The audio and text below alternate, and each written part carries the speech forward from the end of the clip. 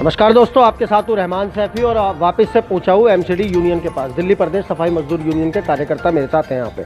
सवाल है वही निगम का जो एकीकरण हो रहा है और अब उसमें दिल्ली सरकार का कितना इंटरफेयर रहेगा या भाजपा शासित एमसीडी का रहेगा या किसका रहेगा, उसके ऊपर आज मुझे सवाल लेना है।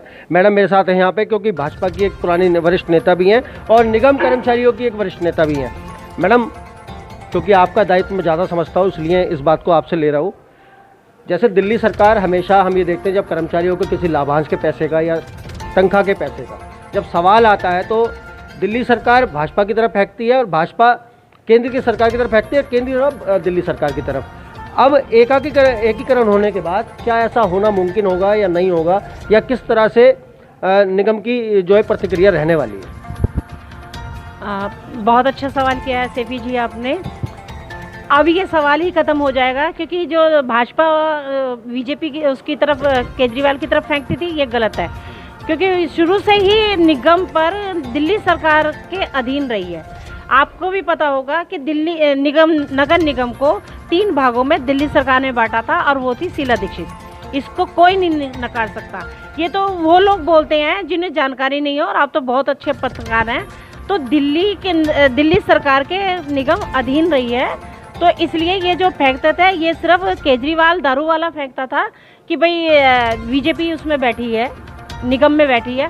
अगर बीजेपी निगम में उस वक्त भी बैठी थी जिस टाइम शीला दीक्षित ने दिल्ली सरकार ने इसको 3 भागों में बांटा गया था, तो ये कहना तो उचित नहीं है कि भाई बीजेपी उस तरफ फेंकती है या वो झूठ बोलती है, लेकिन ऐसा कुछ नहीं है।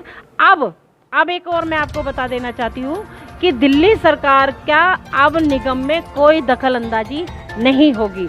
अब कर्मचारी को इतना फ़ायदा होगा, सीधा केंद्र से पैसा आएगा। दिल्ली प्रदेश सफाई मजदूर यूनियन ने सबसे पहले आपके चैनल पे, अगर आपको याद हो, 4 दिसंबर 2020 को सबसे पहले नॉर्थ जोन में आपके चैनल पे बोला था कि दिल्ली निगम को केंद्र के अधीन करा जाए, और आज ये केंद्र के अधीन ही होने जा रही है। तो ये मामला अब ख़त्म हो जाएगा। केजरीवाल दारू वाले को ये भी बहाना अब ख़त्म कर दिया गया है मोदी जी ने। मतलब 3 चीज़ें हैं जो बहुत ज़रूरी हैं। वो ये है, सबसे पहले तनख्वाह, उसके बाद कर्मचारी को जो मिलने वाला लाभांश है वो, तीसरा जो सबसे बड़ा है वो इस टाइम मेडिकल से संबंधित है। हमारा सफाई कर्मचारी सुबह सबसे पहले उठता है और देश का ही नहीं दुनिया का सबसे गंदा काम करता है सफाई का। वो लोगों के मलमूत्र को साफ़ करता है, गलियों को जाके साफ़ करता है, मोहल्ले इलाके पूरे देश को स्वस्थ रखने का काम करता है। उसके बावजूद भी उसको समय से तनख्वाह नहीं मिल रही है, क्योंकि अभी तक अलग अलग दोनों मामला है। अब एक होने वाला है। सबसे पहले तनख्वाह के ऊपर किस तरह से फ़र्क पड़ेगा? तनख्वाह समय से मिलेगी या उसमें भी आनाकानी होगी, देरी होगी? मैं आपको बता दूं, अब कम से कम ज़्यादा भी नहीं तो सबसे पहले तो सैलरी की समस्या मेरे कर्मचारियों की ख़त्म हो जाएगी। अगर आपको याद होगा, जितने मेरे कर्मचारी खड़े हैं, 2012 में जब निगम एक था तो कर्मचारियों को कभी भी सैलरी के लिए सड़कों पे नहीं उतरना पड़ा। और एक चीज़ और मैं आपको बता दूं, पार्टी पॉलिटिक्स की बात नहीं है, लेकिन अगर जिसकी बात है वो कहनी पड़ेगी।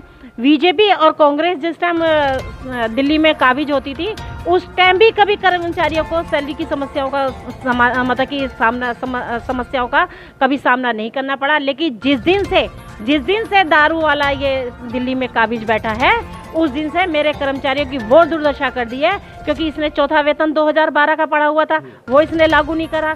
आप कह रहे हैं कि बिल्कुल सही है कि कर्मचारी मेरा सबसे ज़्यादा गंदगी में काम करता है, तो कैशलेस की सुविधा तो हमें मिली नहीं है। लेकिन एक आयुष्मान योजना जो केंद्र सरकार ने, मोदी जी ने चलाई थी, जिसमें 5 लाख का बीमा कर्मचारियों को मिल सकता था, वो योजना भी इस केजरीवाल दारू वाले ने उसको लागू नहीं करा, जिसका फ़ायदा मेरे कर्मचारियों को नहीं मिला।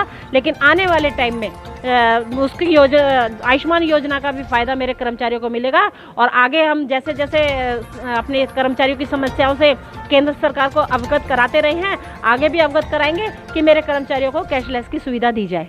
हरि भाई, एक सवाल, मैडम आपके पास दोबारा आता हूँ। हरि भाई, एक सवाल मुझे याद आ गया अभी। हमारा जो शादरा साउथ जोन है या नॉर्थ जोन है, वहाँ पर रोज़ सैकड़ों की संख्या में कर्मचारी अपनी समस्याएं लेकर आते हैं, जो वार्डों में कर्मचारी काम करते हैं। क्या हम ये माने कि वो जो वार्डों में तैनात जो इंस्पेक्टर, ASI, SI, मैट जितने भी हैं, क्या वो कर्मचारी की समस्या नहीं सुलझाते या उनको परेशान करते हैं जो वार्डों में आते हैं? दिल्ली प्रदेश सफाई मजदूर यूनियन अध्यक्ष होने के नाते पहले तो मैं आपका धन्यवाद करना चाहूँगा कि आपने हमें सुना और हमारी बात को आगे रखने की प्रयास किया। वार्डों का जो मामला है, मैं आपको अवगत करा दूं कि वार्डों का मामला जब तक हम जितने भी संगठन या जितने भी ट्रेड यूनियन चला रहे हैं, जब तक कर्मचारियों के वार्डों में हम नहीं जाएंगे तब तक उनकी समस्याओं का समाधान नहीं होगा। क्योंकि इंस्पेक्टर, एएसआई या एसएस कोई भी कर्मचारियों की समस्याओं की तरफ ध्यान नहीं देता। अगर ट्रेड यूनियन है तो ये कर्मचारियों की समस्याओं का समाधान हो रहा है, और कर्मचारियों के बीच अगर हम जाएंगे तो ये मेरा वादा है कि कर्मचारियों की समस्याएं नहीं होंगी और वो ख़त्म करा दी जाएंगी। जैसे मैडम हरि भाई ने बताया अभी कि वार्डों में जो समस्या है कर्मचारी की, ये भी एक बड़ी समस्या है। जब हम निगम के पास कर्मचारी हमारा समस्या लेकर जाता है तो वो उसको फाइलों में दबा देते हैं और फिर उसका नंबर आता है या नहीं आता, कर्मचारी खुद कुछ तो कर्मचारी मैंने भी देखे हैं जो तारीख बन गए लेकिन उनकी फाइल की तारीख कभी नहीं खुल पाई क्योंकि उनका काम नहीं हो पाया।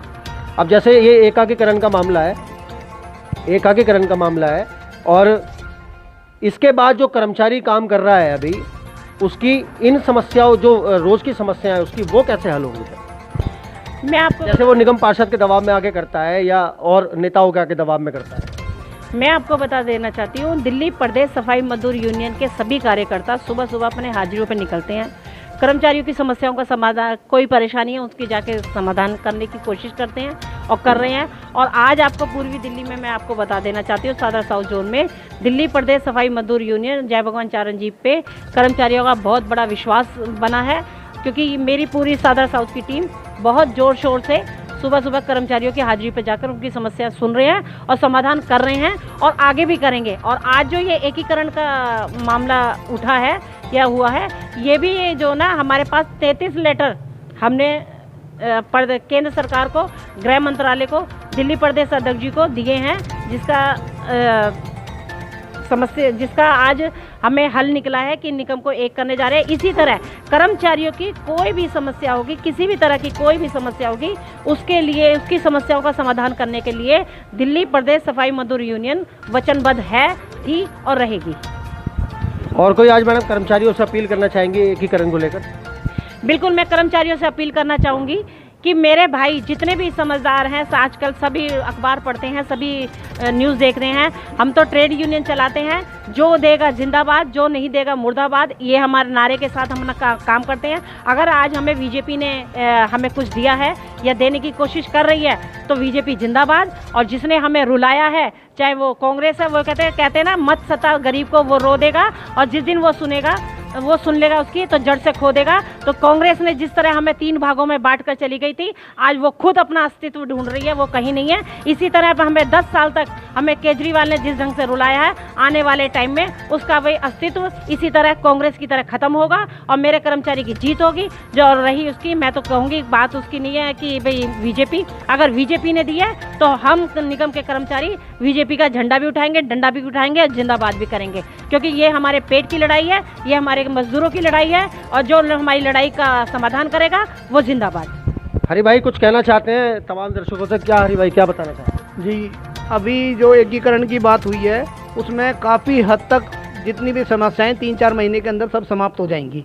और रही बात अन्य लाभांशों की, तो सेपी साहब, एक ऐसा समय था कि हम सुबह बिल पास कराते थे और दूसरे या तीसरे दिन हमारे खाते में पैसे आ जाया करते थे, क्योंकि पैसों की जो समस्या है और ये जितनी भी समस्याएं भरमार हुई हैं, ये सब फंड से संबंधित हैं।